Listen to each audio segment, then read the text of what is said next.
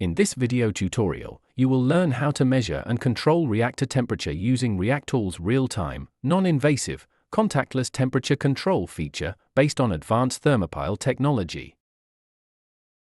In this video, you will learn how thermopile technology works, how to activate thermopile control in the ReactALL software, and how to monitor reactor temperature in real time during experiments. How thermopile technology works. Thermopile technology enables real-time, non-invasive thermal profiling and automatic temperature control, ensuring accurate and reproducible experimental conditions.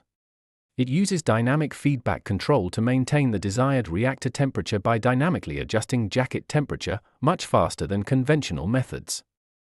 Using IR technology, it measures the temperature of the reactor without any contact with the reactor, and it gives feedback to control the jacket temperature to maintain the desired reactor temperature.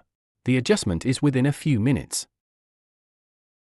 Activating thermopile control in the ReactALL software. First, open the ReactALL software by double-clicking on the icon. The software will automatically connect to the system. The successful connection can be seen in the connection panel.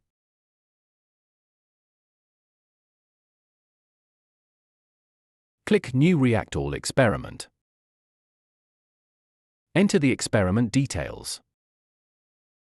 For detailed guidance on creating a new experiment, please refer to the tutorial video on how to set up a ReactALL experiment in the software, linked in the description. Enable thermopile control to activate real-time temperature control with dynamic feedback.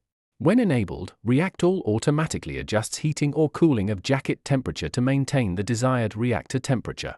If thermopile control is not enabled, the thermopile will only measure the real-time reactor temperature and not control. Fill in the remaining experiment details as required. After filling all the details, go to the Program tab. Program the experiment steps by dragging and dropping the desired actions from the action list and fill the details for each step. After programming the experiment, go to the Run and Results tab.